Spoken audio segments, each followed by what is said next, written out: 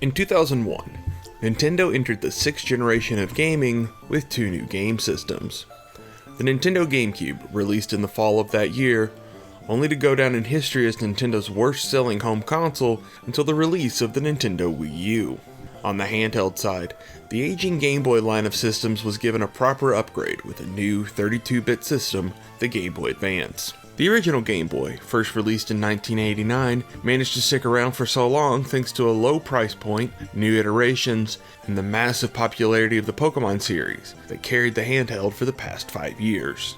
Pokemon was more popular than ever during this time. At the end of the Game Boy's lifespan, 5 of the top 10 best-selling games belonged to the Pocket Monsters franchise, with countless spin-offs dominating the sales charts and cartridge slots. However, critics were beginning to see cracks in the franchise's formula. With the rise of new multimedia brands, Pokemon was in need of something new, and once again, that would fall onto the shoulders of Game Freak, the creators of the Pokemon series. Everything has a story. This is the story of Pokemon Ruby and Sapphire. In this series, we'll be taking a look at the development, release, and legacy of the first Pokemon games for the Game Boy Advance. We'll also be taking a look at other titles related to the games, and how Nintendo continued to keep the massive franchise afloat. At the end of 2000, Pokemon Crystal released on the Game Boy Color, marking an end to the 2nd generation of mainline Pokemon titles. While successful, Crystal version was the first mainline Pokemon title to sell less than 10 million units worldwide. To critics of the Pocket Monsters franchise, this was further proof that the series was simply a fad, similar to Beanie Babies or Furbies. At Game Freak, the popularity of the Pokemon series caused them to reconsider the initial idea of ending the franchise after Pokemon Gold and Silver. At a Nintendo press event on March 7, 2001, new Pokemon titles were revealed to be in development for Nintendo's Game Boy Advance. Tentatively titled Pocket Monsters Game Boy Advance versions, no gameplays for the titles were shown. Instead, a handful of new Pokemon that were to appear in the game were revealed. The press event also emphasized the connectivity the new titles would have for the upcoming Game Boy Advance e-reader add-on. Pokemon creator Satoshi Tajiri decided to step down from his role of director after Pokemon Gold and Silver, instead taking on the role of an executive producer. This left the future of the franchise in the hands of Junichi Masuda, a composer, programmer, and assistant director of the previous Pokemon titles. Masuda and his team had their work cut out for them. Development of the Pokemon titles caused the team at Game Freak to struggle. In an interview with Game Informer in 2017, Masuda noted that Pokemon Ruby and Sapphire were the hardest Pokemon games for his team to develop. Not only did the team have high expectations after the successful release of previous entries, but the new hardware offered a wide array of development options. Masuda recalled, "With Ruby and Sapphire, the screen got a little longer, and it was a different aspect ratio. A lot more colors and sound channels, so the tech was improved dramatically. It allowed us to do a lot more, and gave us more freedom, but at the same time, it made it take a lot longer to do things, and was more resource intensive." Masuda's worries didn't stop there. He would detail stomach issues and nightmares regarding the game's release that kept the young developer up at night. Game Boy Advance owners wouldn't have to wait too long before the first Pokemon content hit the system, although it wasn't in the manner that many expected. The e-reader released in Japan in December 2001. The accessory was released in North America the following year in September. Alongside the e-reader, a new set of Pokemon cards were released under the Expedition base set banner. These cards came loaded with data that, when read by the e-reader, would unlock mini-games and special content within games. These cards within the Pokemon trading card game would later be known as the E-Series. A mini-game titled Machop at Work was released alongside the e-reader, and required the Pokemon cards Machop, Machoke, and Machamp to work. Pokemon Ruby and Sapphire weren't on display at Nintendo's booth at the annual Electronic Entertainment Expo in 2002, but demos of the game were playable during Pokemon Festa 2002. Pokemon Festa was a tour across Japan used to promote the release of Ruby and Sapphire. The tour featured a handful of Japanese cities during the end of July and early August. Alongside the demo of the games were other Pokemon-themed activities, including a theater that previewed upcoming Pokemon animated films. On November 21st, 2002, Pokemon Ruby and Sapphire released for the Game Boy Advance in Japan. The games were an immediate hit, selling over 1 million copies within the first 4 days of release, and selling over 4 million copies by the end of 2002. North America received the games a few months later, and were joined by a massive advertising campaign.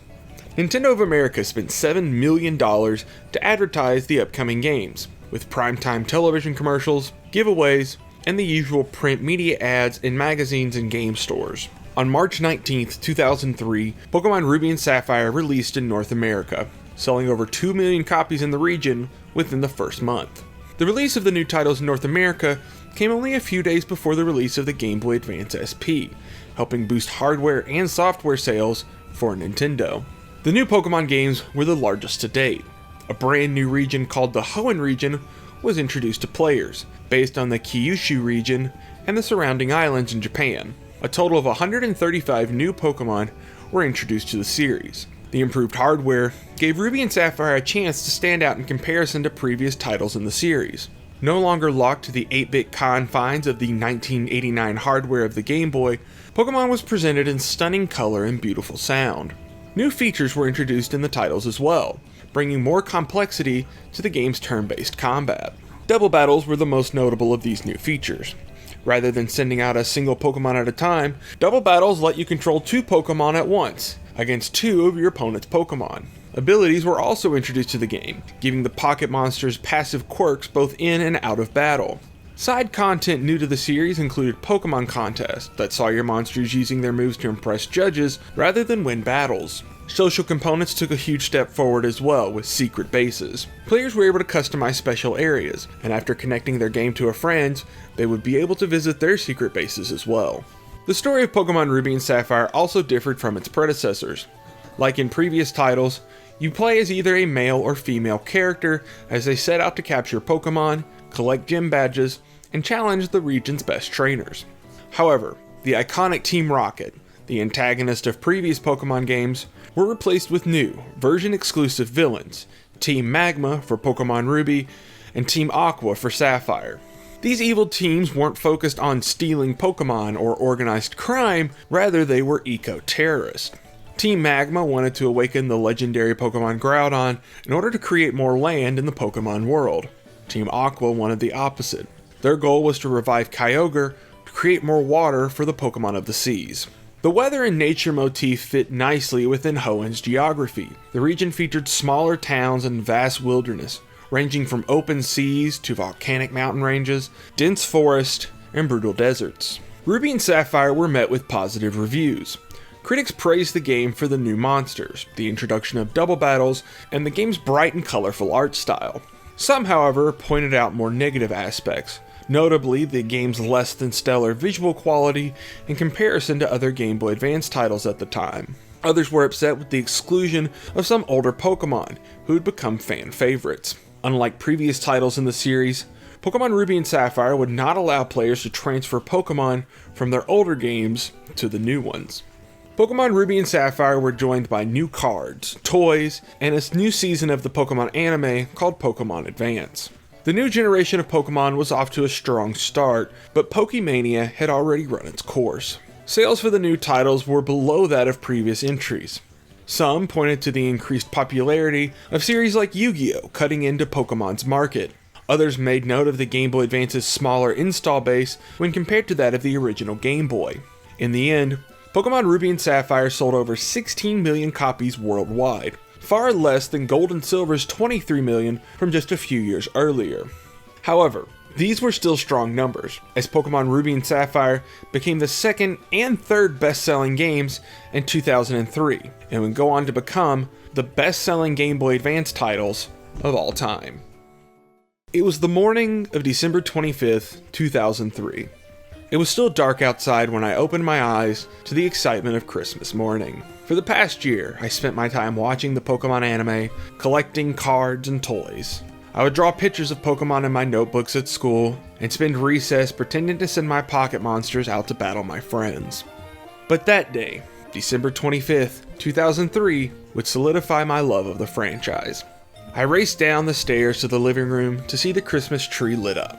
Under it was a brand new Game Boy Advance and a copy of Pokemon Ruby version. There were other toys under the tree that year, but none of them compared to the excitement I felt when it came to owning my first Pokemon game.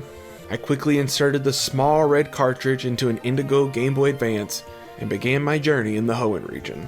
While I'd spent some time with Pokemon games in the past, none of them had ever been my own. I poured countless hours into the game over the coming weeks. I played day and night, burning through AA batteries. A week after receiving the game, I won my first battle against a friend. It was a nice way to celebrate my 10th birthday. I continued playing the game, oftentimes poorly. I finally beat my copy of Pokemon Ruby on January 19th, 2004. With over 100 hours already put into the game, I was hooked.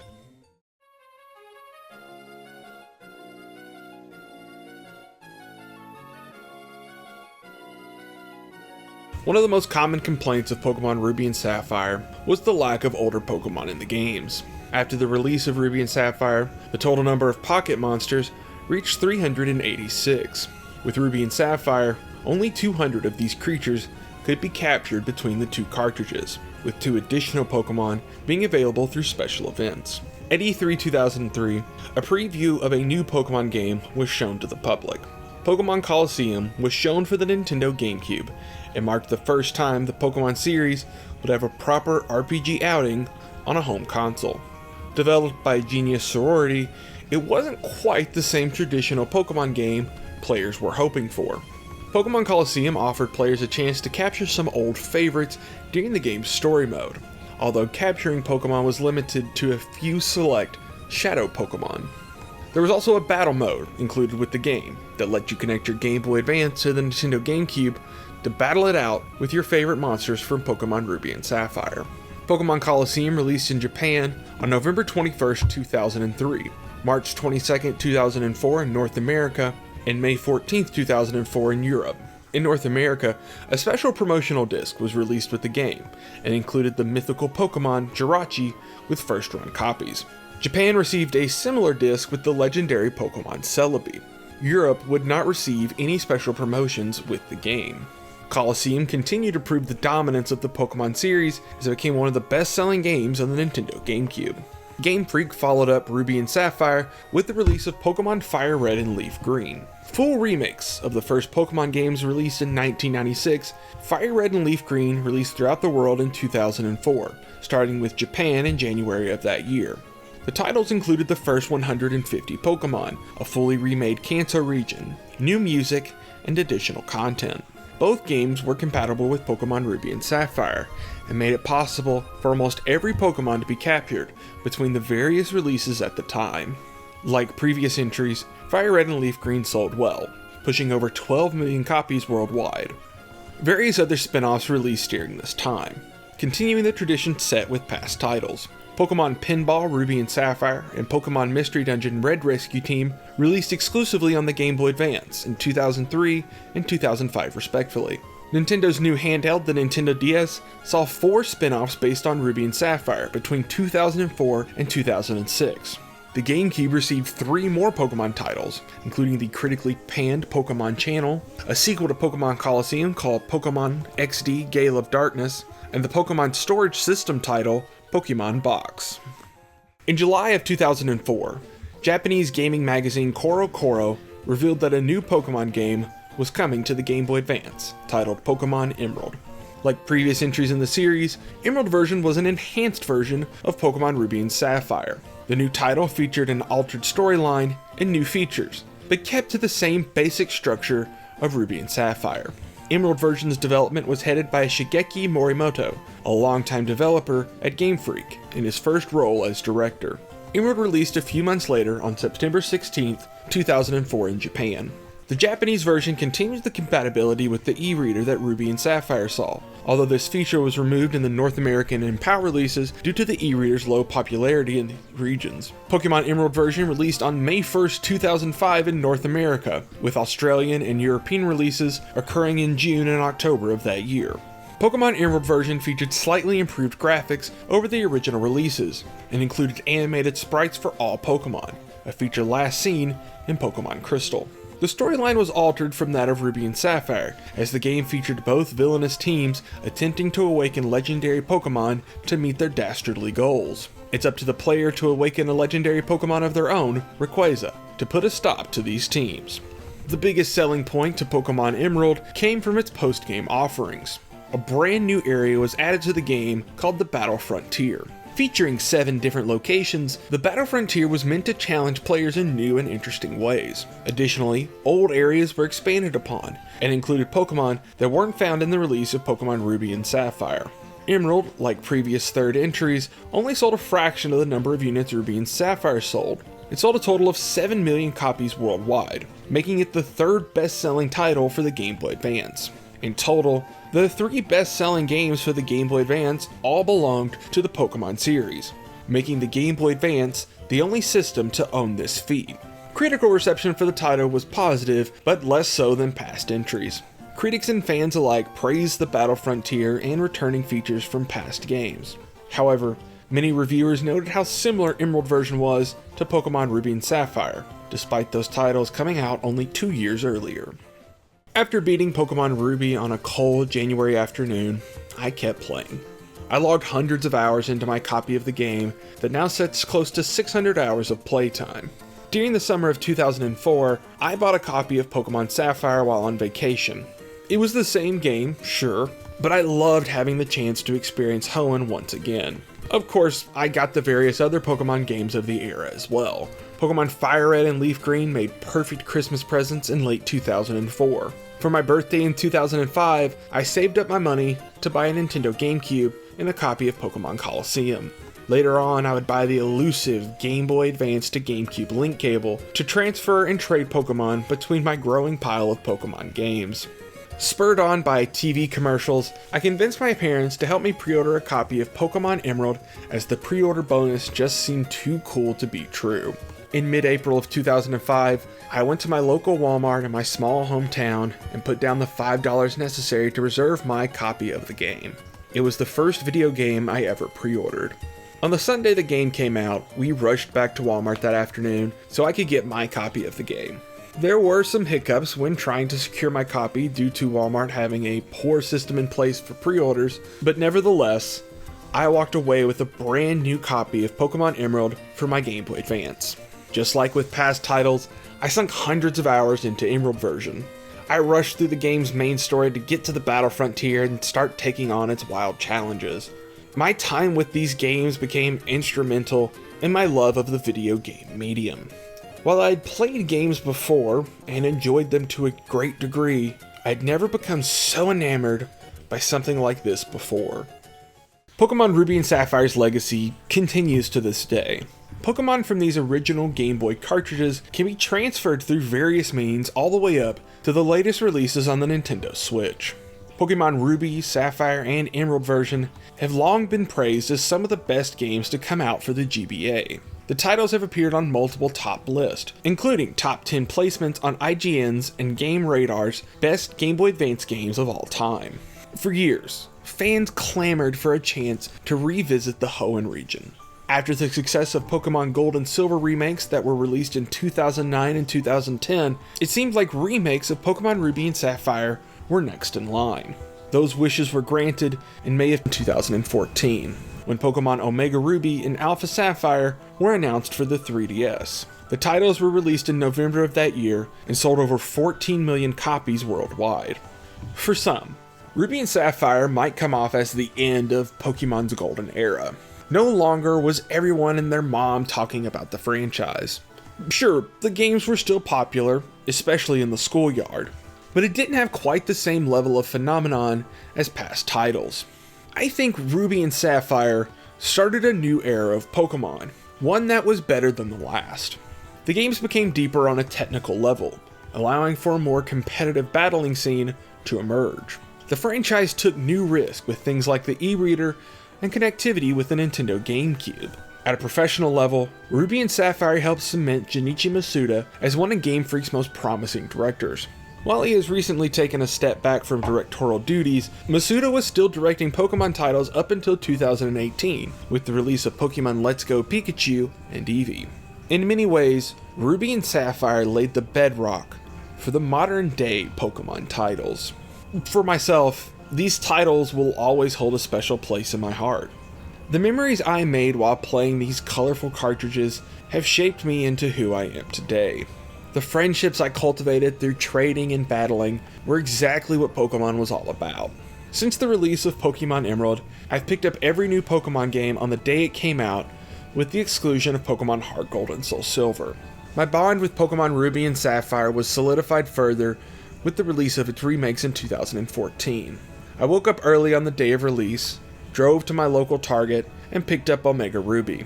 I came home, slid the cartridge into my 3DS, and watched as my past memories were shown again in a new light.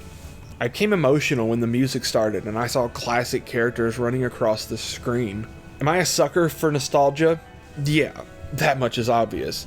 But this was a rare moment of my life where I could see how far I had come and knew how much further I had to go. Pokemon Ruby and Sapphire, these games made me, and I'll forever be grateful for that. Thanks for watching. This was a look at the story of Pokemon Ruby and Sapphire. If you enjoyed the video, be sure to leave a like and share it on your favorite social media sites. Be sure to subscribe so you can catch the next videos when they're released.